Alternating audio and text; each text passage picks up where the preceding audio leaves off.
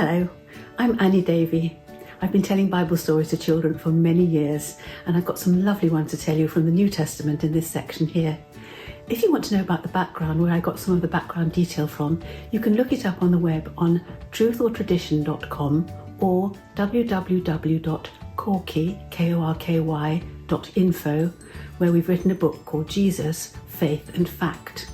So it's all in there somewhere, but there's some interesting things here which you may not know. You may think you do know the stories, but wait and see. So let's see what we've got. Hello, I'm looking forward to Easter at the moment. I expect you think Easter is time when we have Easter eggs and chocolate and good things to eat and family time together and holidays. It's lovely, isn't it? But actually, Easter started a long time ago, and it's a story from the Bible. And the week leading up to Easter is called Holy Week. And Holy Week starts on Palm Sunday for us. And that day was a day when Jesus rode into Jerusalem on a donkey. And the people, there were thousands of them. If you can imagine a football crowd, but several of them, all going into Jerusalem at the same time. They were so excited to see him that they tore down the leaves off the palm trees and put them on the ground in front of him so that even the donkey had to clean feet. And they even put their cloaks on the ground. And they were so thrilled to see him. They wanted him to be their king. They were shouting for him, and it was so wonderful. The reason that they were all in Jerusalem for that time, and Jesus was going in too, was this, the fact that they were going up for this festival.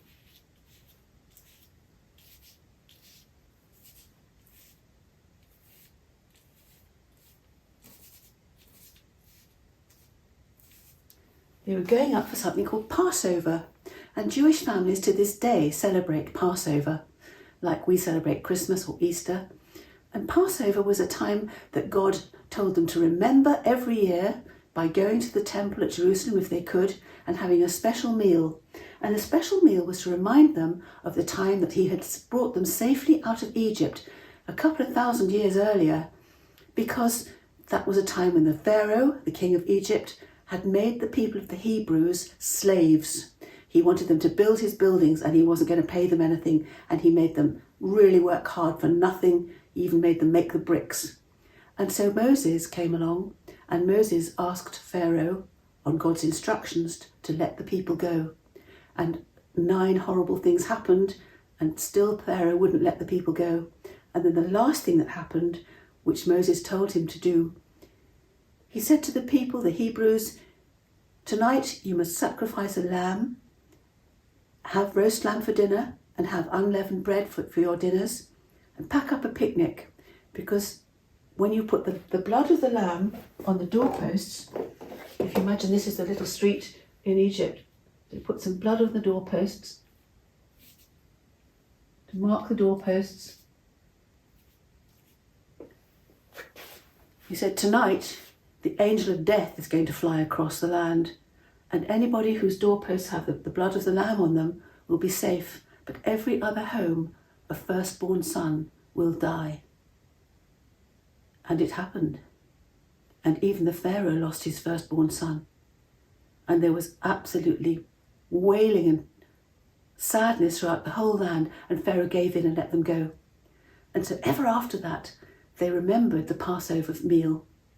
And so they'd get together and they'd have roast lamb, and they'd have perhaps a lentil stew, and they'd have unleavened bread, which looks a bit like this.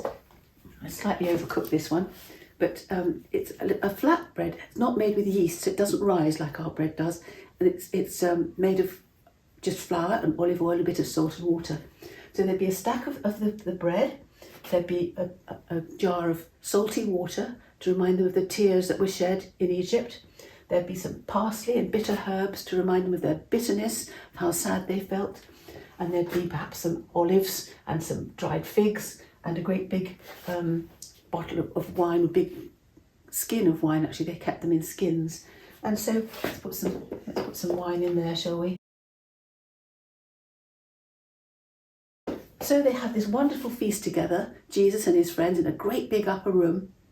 And during the feast, Jesus talked to them very seriously. He said, "I'm going to leave you, and I will come back. I'm going to prepare a place for you. One of you is going to betray me." Because the chief priests and the authorities didn't like what happened on Palm Sunday. They didn't like the thousands of people crowding into the town to listen to Jesus teaching. They said, he's going to do us out of a job if we're not careful. We've got to get rid of him. He's dangerous. What does he think he is, God or something? Of course he was God, but they didn't know that. All these years, they'd been studying the scriptures, and they should have known what to look out for in the Messiah, the promised one who would come to save them from their sins. And when he was there, they didn't recognize him. And the old practice was that once a year, a family or several families could get together and they would sacrifice a lamb as a present to God, as a sort of saying sorry for the bad things that they thought and said and done. And so every year, that's why they had roast lamb, probably only ever had it at that time of year. They brought their lamb to the temple as a sacrifice. And this year, the final sacrifice was going to be made. And Jesus was trying to explain to his disciples that they would all run away and leave him. He was going to be arrested. He was going to be killed. He knew this was going to happen. And they said, but surely I wouldn't do that. I wouldn't dream of doing that. And he broke a piece of bread off and he said, the one who I'm going to share this piece of bread with is the one who's going to do it. And he dipped it into the stew and gave it to Judas. And he said to Judas, go on, get it done quickly. And the disciples didn't know what he was talking about. But Judas had been to see the high priests beforehand, and he knew that they wanted to get rid of Jesus and kill him and get him by, well, they didn't. I don't think he knew that they meant to kill him. But he said, if you want to arrest him, I can show you where he'll be. Because he knew that Jesus every night had been in the garden after dinner. And he said, if you give me the money, I'll take your men and I'll show you, and I'll kiss the rabbi as I would if I were just meeting him. And they'll know that's the one to arrest. And so Judas went off to do that. And he went to see the chief priests, and they were very happy with that idea. And the others, at the end of the supper, Jesus said to them, he took a piece of bread and he gave thanks to God for it, and then he broke it. And he said to them, this is my body, which is going to be broken for you and for many, for the forgiveness of sins. He thought, what's he talking about? And then he took the cup and he put some wine in it, and he blessed the wine, and he said to them, drink this, all of you, and remember, this is the blood of the new covenant, the new promise between God and man. Sacrifices won't be needed anymore. This, what he said they should do is this.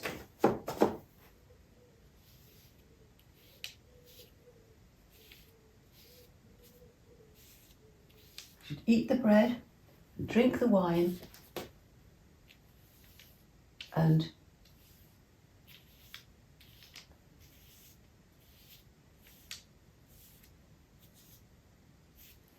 remember me, remember me.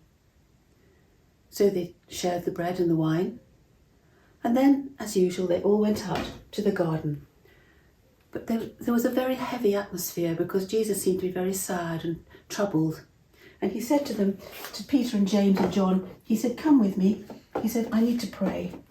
And so the three of them, well, they were all there, but the three of them went a little bit further away from the others. And I expect they sat down with their backs against the tree. And Jesus said to them, just pray with me for a bit. I'm just so troubled. So there they were sitting there under the tree. And Jesus went a bit further away and he bowed down his face to the ground. And he prayed with his whole heart.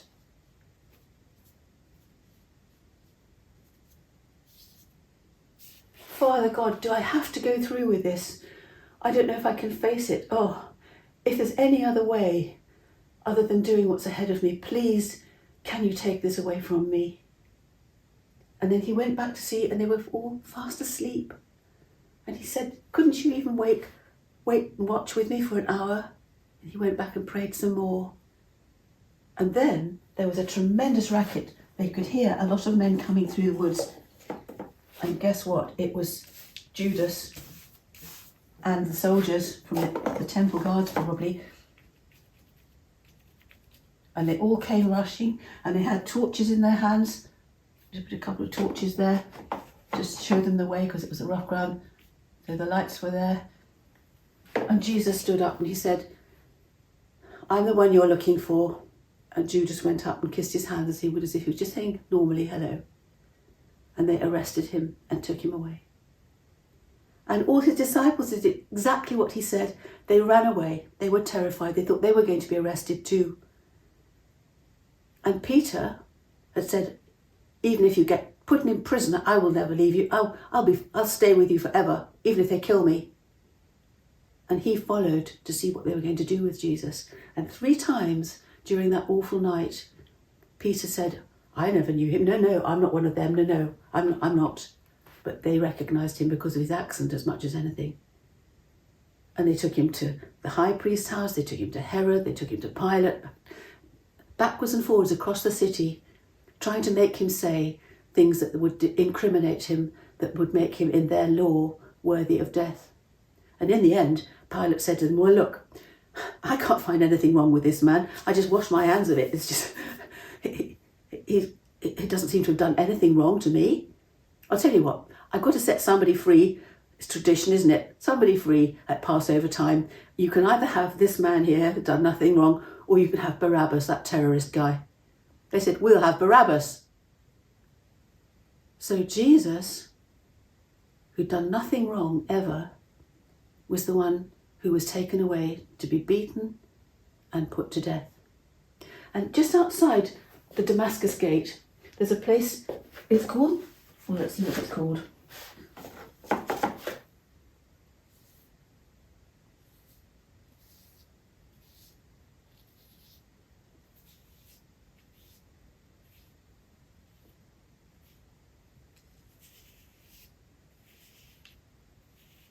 Can you read that?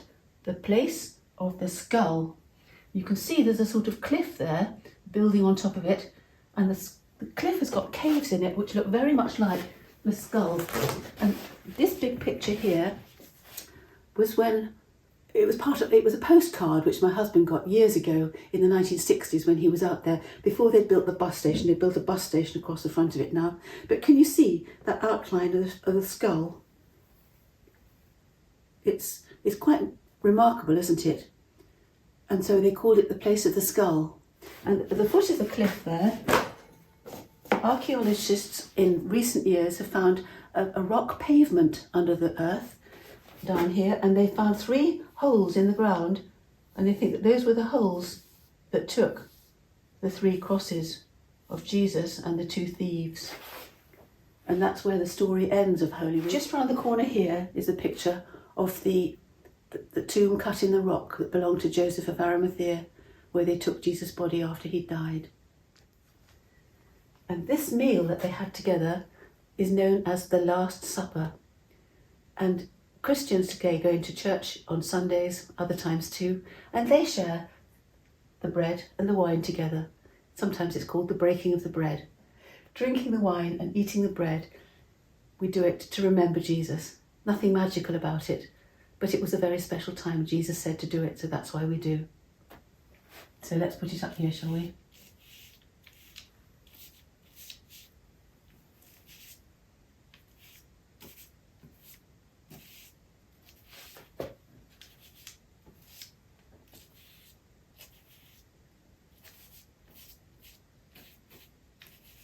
There. So you may think that that was the end of the story, but you know it isn't, don't you? Because what happened was when Jesus had been in the tomb it was on the 3rd day, so all of Friday night, all of Saturday, and something happened early in the morning of the Sunday, and something very amazing happened, and Jesus came alive again. I'll tell you that another time because it would take too long now. So this is the story of the Last Supper, and that's when Christians get together. Nowadays, we celebrate what Jesus told us to do, to eat some bread and drink some wine and remember him. That's all it is. So thank you for listening. God bless you, and I hope you have a wonderful Easter time.